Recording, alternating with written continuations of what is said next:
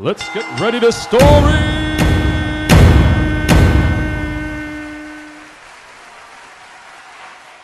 You probably have bio, or a program in your hand with bios, and they're all very nice. I will not read the bios. I will pick 3 words at random to say who this person is. That way we're streamlining the night.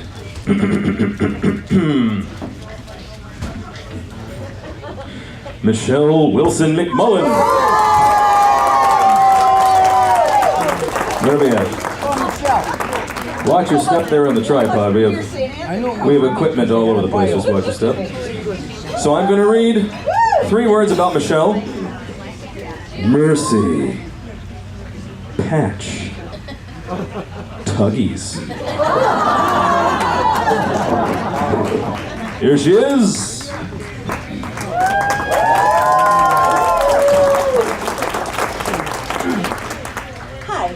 My name is Michelle Wilson McMullen, McMullen.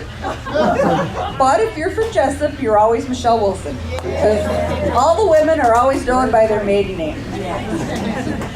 When Debbie asked me to do this, of course I said yes, because I kind of come from a place of yes, and I thought, I say yes, and then I think, how the hell am I going to do this? So she said, well, why don't you look up it on the computer and see? Well, I did that, and then I got totally intimidated because all these people on the computer were so much more qualified than I.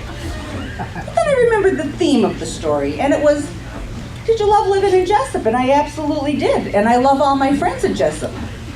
So my story begins on Music Street in Jessup, now it's Constitution Avenue, in the big white house across from Looney's store. Now, a lot of people think that's the Fignani house, but it's not. It's the Wilson homestead. Right.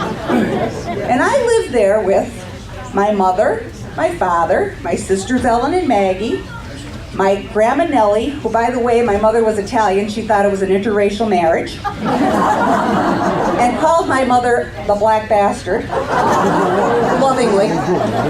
My Aunt Peg, my Uncle Tom, my Aunt Catherine. His Uncle Tom's wife used to come in and visit. They were estranged. My Aunt Peg used to come in and visit. And of course, Tuggy, Jimmy, and Tommy were always there. It was like a zoo.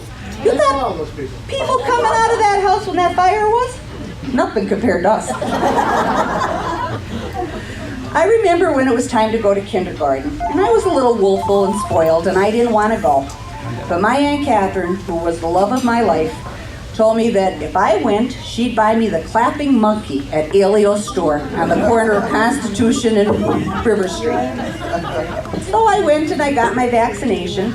Of course, and I got the monkey, but then it was time for kindergarten and I didn't go. I didn't want to go. Unfortunately, a couple months later, tragedy struck. My father, at 45 years old, passed away, and I was only 5. Apparently, it was a 5-day funeral because that was the Irish funeral back then. So 5 days of drinking and crying and eating and arguing. They were Irish. And drinking and crying and eating, and they're Irish. That went on and on. Finally, the day of the funeral, all I really remember is standing at my grandma's Nellie's window upstairs, Mary Lynn Pickard holding on to me for dear life, and me screaming and yelling. I wanted to go. Everybody was going. Well, they were going to bury my father. I didn't know that. That night, the drinking continued because, it was an Irish funeral, and without a drink, there's no funeral. And as things got a little testy, some members of the family asked my mother to depart by the next day, her and her 3 children.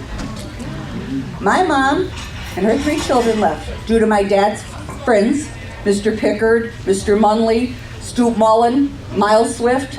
They had an apartment, furniture, heat, water, lights in 24 hours, and we were living on Church Street in Jessup. Now, if you remember, that house went to Lane Street. So we went to Doll Street, Early Hill Street. An awful home. My mom moved frequently. We used to say she'd like to house clean. We just moved instead. So I lived on Delaware, Hill, Church, Constitution Avenue, Bridge, Dolph. Thank you. Center. I'm happy to say, though, I have spent the last 22 years on Bridge Street, surrounded by my friends and my family.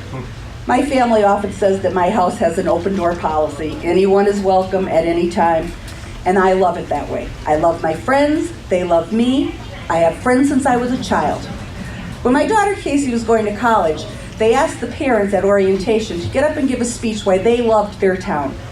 And I won the contest. And I got up and I said, you know, I lived in a town like Mayberry.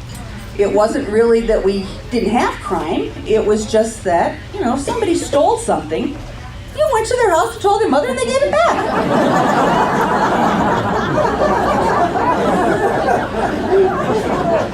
Times have changed, unfortunately. The other day as I was walking into my house, I looked around and my flag and my flagpole were gone. Now really, do you think I could go anywhere and find that flagpole? There's no mother that's going to give it back to me. But I still continue to love Jessup and to love my friends and my family. And it's a wonderful place to live. Thank you.